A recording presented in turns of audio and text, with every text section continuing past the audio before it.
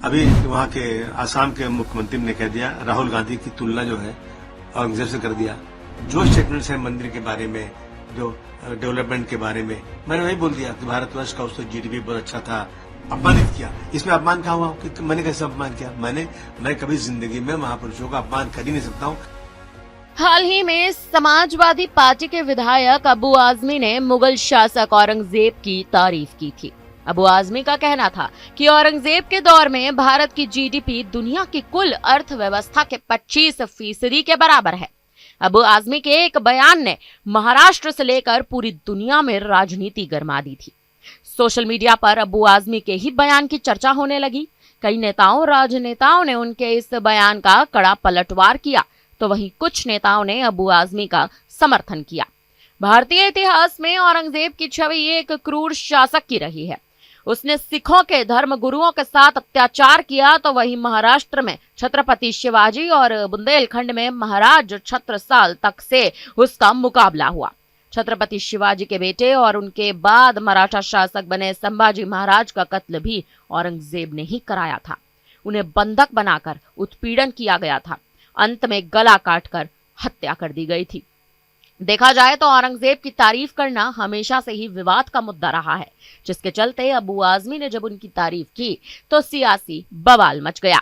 भाजपा, एकनाथ शिंदे की शिवसेना के नेताओं ने तक तो औरंगजेब की कब्र को ही खत्म करने की मांग उठा दी, जो महाराष्ट्र के खुलदाबाद में है। ये खुलदाबाद कस्बा संभाजी नगर जिले में है, जो कभी औरंगाबाद में हुआ करता था। औरंगजेब के बहाने अलग अलग ऐतिहासिक दावे हो रहे हैं, लेकिन इस पर सभी की सहमति है कि वह कट्टर इस्लामिक था। उसने काशी, मथुरा जैसे तमाम मंदिरों को नुकसान पहुंचाया था। इसके अलावा गैर मुसलमानों पर अत्याचार करने में भी वह अन्य मुगल शासकों की ही तुलना में कहीं ज्यादा क्रूर था। हालांकि सवाल उठ रहे हैं कि जब औरंगजेब दिल्ली में बैठकर शासन किया करता था, तो कब्र महाराष्ट्र में क्यों है?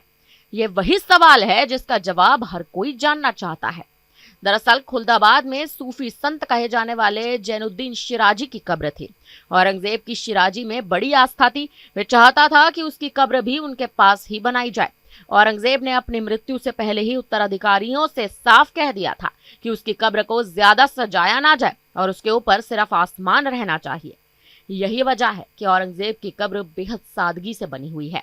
यहाँ पर कई सूफी संतों की दरगाहें स्थित हैं। औरंगजेब भले ही इस्लामिक कट्टर था, लेकिन उसने सादगी में रहना सीखा था। अक्सर सादे कपड़े पहना करता था और पैसे बचाता था ताकि राजकोष पर ज्यादा बोझ ना पड़े। मुगल शासन की यह विडंबना ही थी कि औरंगजेब के दौर में उसका सबसे ज्यादा विस्तार हुआ और यहीं से उसके पतन की भी शुरुआत हुई।